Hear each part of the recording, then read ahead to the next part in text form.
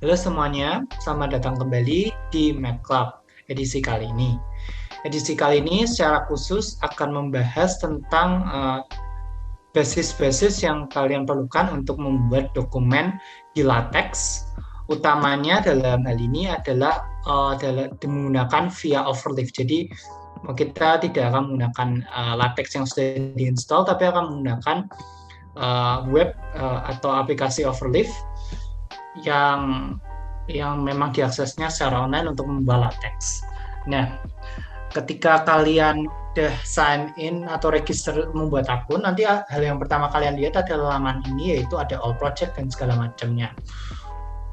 Kita akan membuat proyek baru, tinggal tekan aja new project. Ini ketika kalian membuat blank project, selanjutnya kemudian tinggal membuat nama, terserah kalian mau namanya apa. Nah, dokumen yang nanti kita akan lihat secara default itu tuh nanti akan seperti ini. Ini kedua ini adalah sebenarnya yang paling utama yang akan pasti muncul di semua dokumen LaTeX. Nah, untuk apa ini? Ini sendiri sebenarnya menunjukkan bahwa dokumen yang kita buat itu adalah berjenis bagi mereka itu adalah artikel. Nah, tetapi kita tidak akan membahas lebih jauh di sana. Nah, ini adalah contoh dokumen yang sudah aku buat. Ini seperti ini. Dan di sini kalian bisa lihat, kalian bisa melihat review dokumen yang kalian buat itu nanti akan menjadi seperti apa.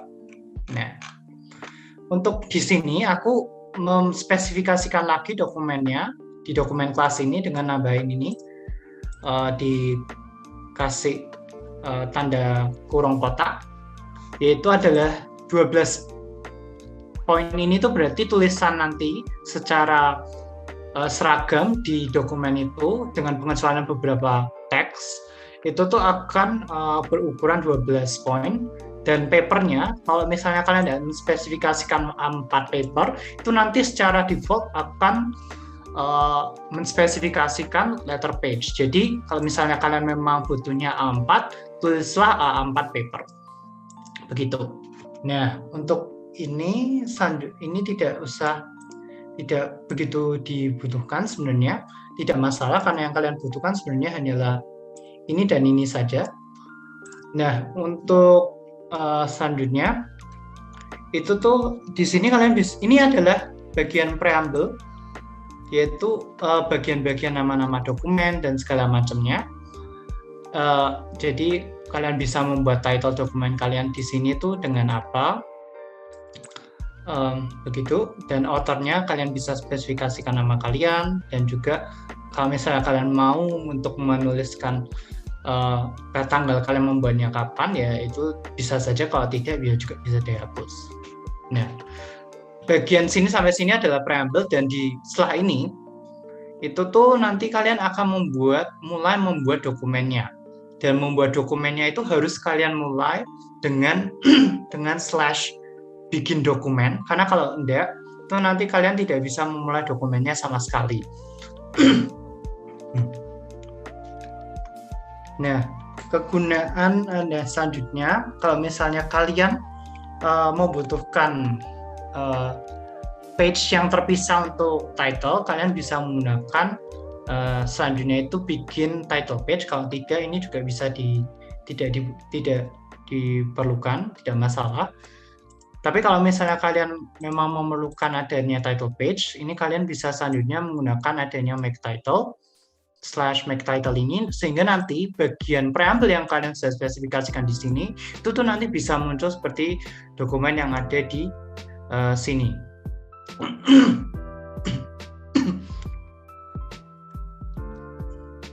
Nah, ketika sudah selesai dan kalian sudah meng-entitle page, selalu ingat untuk membuat new page.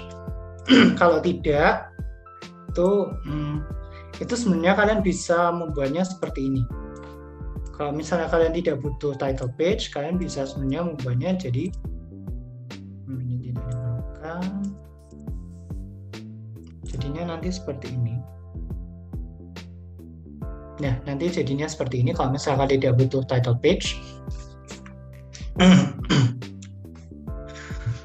Nah, selanjutnya kalian terserah mau menspesifikasikan section-section. Kalau misalnya tidak, ya tidak masalah. Kalau misalnya ya, judul section kalian bisa kalian spesifikasikan di sini. Ini ada tulisan ini slash section dan adanya slash subsection. Nah, sekarang kita masuk ke bagian pengetikan dokumen di LaTeX, gitu ya.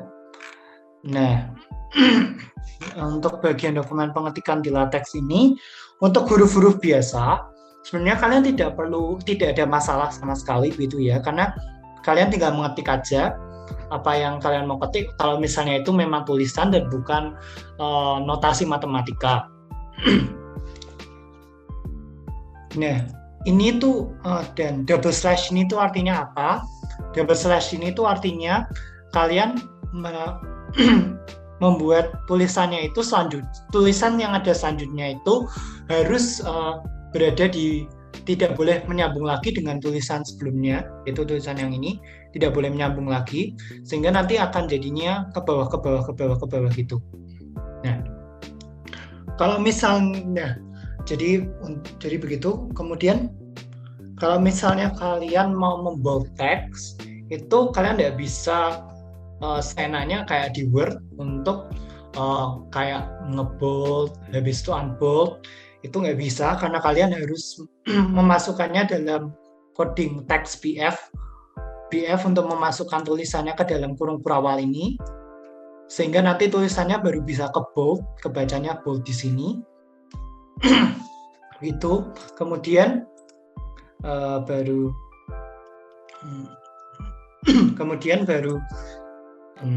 ada di sini itu ada untuk supaya kalian tulisannya miring atau berjenis italic.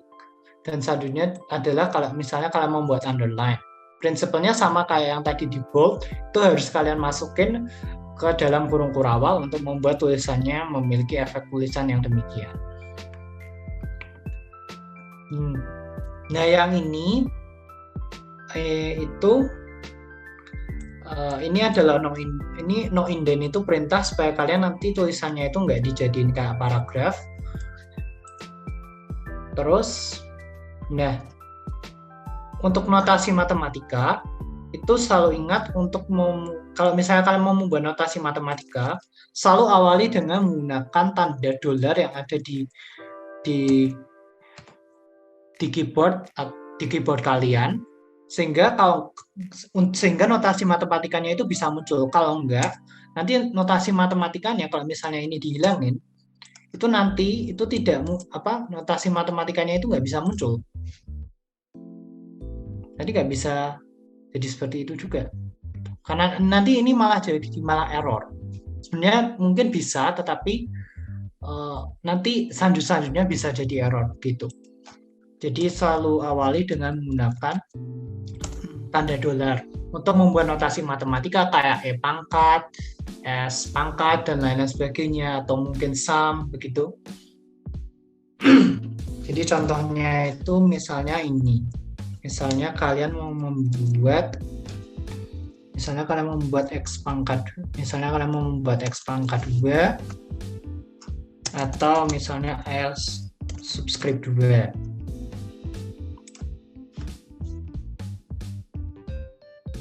Ini ya, seperti itu contohnya. Akan membuat list. Ini ada dua cara untuk membuat list. Itu bisa pakai bikin itemize, terus kalian membuat listnya, atau pakai bikin enumerate. Bedanya kalau pakai bikin itemize itu nanti tandanya itu akan jadi titik. Kalau misalnya enumerate itu nanti kalian akan dapatnya angka. Gitu.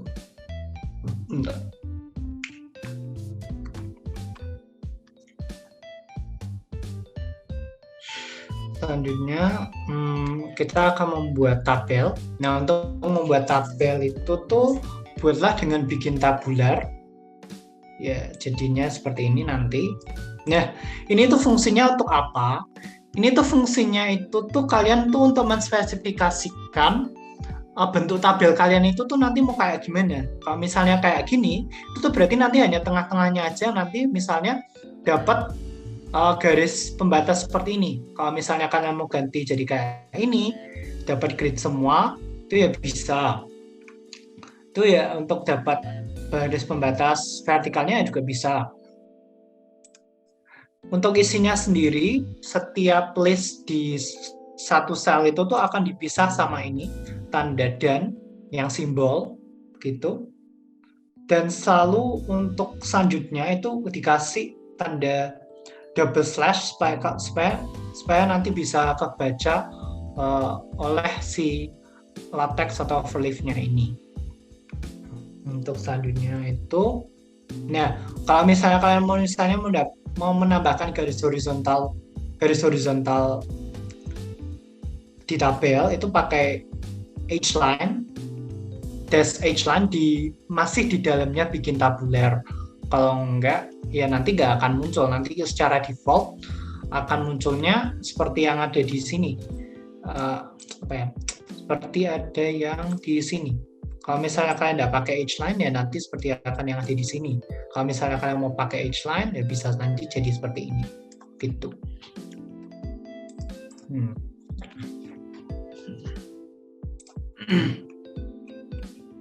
Nah, ini adalah tips untuk membuat persamaan yang bagus, alias persamaannya itu nanti bisa jadi rapi. Itu kalian pakai fungsi yang namanya bikin equinary. Nah, ini nggak default, selanjutnya ini nggak default, karena ini harusnya biasanya ditulisnya pakainya slash number. Dan pastikan aja kalian pakainya slashnya no number, kalau enggak nanti sebelum di FX ini itu nanti kalian bisa muncul nomor-nomornya nomor 1, nomor 2 begitu.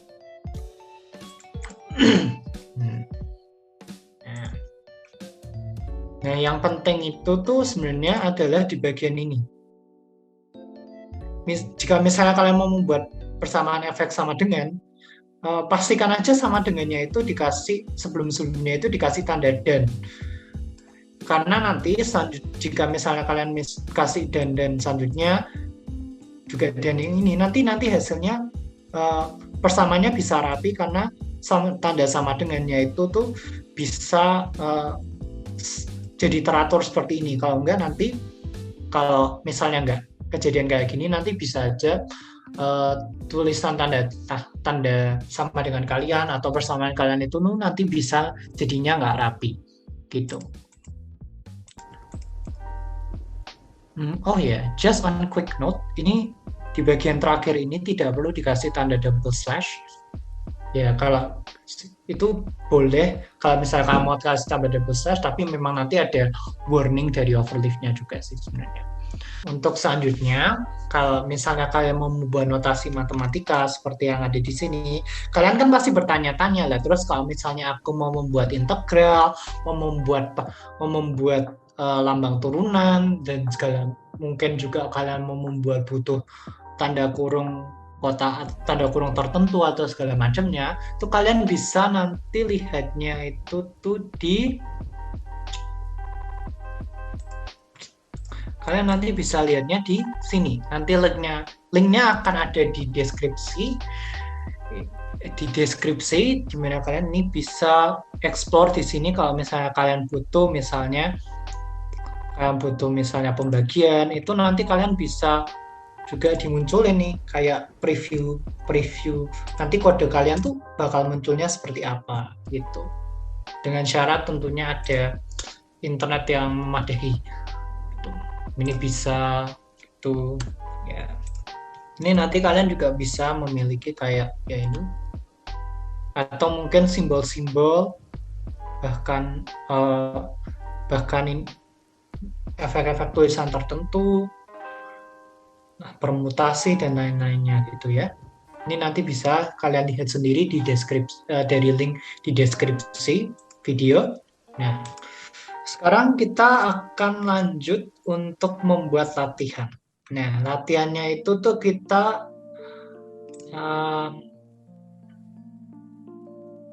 akan mau membuat seperti yang ada di PDF ini. Nah, caranya gimana? Yang bagian ini, yang tulisan-tulisan ini ya kalian bisa sendirilah ya. Ini kan tinggal diketik saja. Nah, jadi aku akan highlight untuk yang membuat ini. Bentar. Untuk lebih jelasnya, untuk membuat yang ini dan ini saja. Nah, ini ada kesalahan sedikit, tapi tidak apa-apa. Ini gitu ya. Nah, untuk membuatnya gimana? Yuk. Nah, untuk yang fungsi piecewise ini, kalian untuk membuatnya rapi itu tuh butuh pakai user package. Jadi sebenarnya user package-nya bukan hanya ini aja, tetapi juga kalian bisa pakai user package yang lain dan kalian bisa explore sendiri. Itu untuk yang bagian ini kalian pakailah user package MathTools, sehingga nanti kalian bisa untuk membuat yang namanya adanya begin the case ini yang membuat piecewise. Nah, kalau misalnya jadi untuk VFX-nya sendiri tidak masalah, tapi beda kalau misalnya Equinary begini. Kalau Equinary itu kalian tidak perlu pakai notasi ini. Kalian tidak perlu pakai notasi yang tanda uang tadi untuk membuat kayak notasi matematikanya gitu segala macam, kalian tidak perlu. Tapi kalau misalnya di case itu kalian perlu mengawali fungsi ini, yaitu fungsi fx ini dengan ini tanda uang dolarnya ini. Nah, kalian sama dengan baru kalian mulai bikin the case untuk membuat piecewise-nya. Untuk pertama ya ini adalah pecahan 1/3. Nah, komanya ini tuh kalian kasih tanda dan di sini supaya nanti itu antara 0 sama yang lainnya ini tuh nanti datanya itu kayak sejajar gitu, rapi seperti ini gitu ya. Ini selanjutnya ini kayak batasannya, dan ini kasih tanda ini sehingga nanti ngepasin antara yang habis dan ini itu nanti habis dan di sini sama di sini itu nanti akan ngepasin bareng-bareng supaya nanti mereka itu jadinya langsung tepat di bawah satu sama lain sehingga rapi. Oke. Ya, selanjutnya sudah, ini begin in center. Nah, kalau misalnya dibikin di case itu tuh kalau misalnya kalian mau membuatnya di center, itu kalian perlu dulu pakai yang dengan begin center supaya nanti persamaan kalian ada di atas. Dan begin center ini juga memang bertujuan kalau misalnya tulisan yang kalian mau buat itu atau notasi yang kalian buat itu untuk dijadikan tepat di center juga begitu. Nah, lanjutannya, jadi selain kalian jangan lupa untuk pakai no number, selalu ingat sebelum sampai ke kalian persamaan yang paling bawah itu untuk jangan lupa menambahkan double slash ini. Karena kalau misalnya kalian di paling bawah ini kalian hilangkan double slash-nya, itu nanti bisa hasilnya jadinya nggak rapi seperti ini. Gitu. Ya. Untuk sisanya yang bagian seperti ini dan lain-lainnya itu aku rasa kalian bisa explore sendiri, tetapi ingat kalau misalnya kalian membuat bersamaan seperti ini, pakailah ini ya supaya nanti yang di bagian terutama bagian kanan dari persamaan, kalau misalnya kalian membuatnya mau kanan yang disamain itu sama dengannya bisa sejajar, ini persamaannya juga sejajar sehingga nanti melihatnya jadi rapi juga begitu. Nah, ya. Untuk sisanya kalian membuat overleaf. Jangan lupa selalu ingat untuk dalam membuat latex selalu ingatlah untuk selalu untuk berani mengeksplorasi Dan kalau misalnya kalian nggak bisa, carilah di internet, karena sudah begitu banyak orang yang menggunakan latex. Jadi kalau misalnya di sini, di video ini tidak ada yang tidak bisa kalian pelajari, kalian bisa cari di internet, di sana juga banyak sumbernya. Sekian edisi kali ini, terima kasih.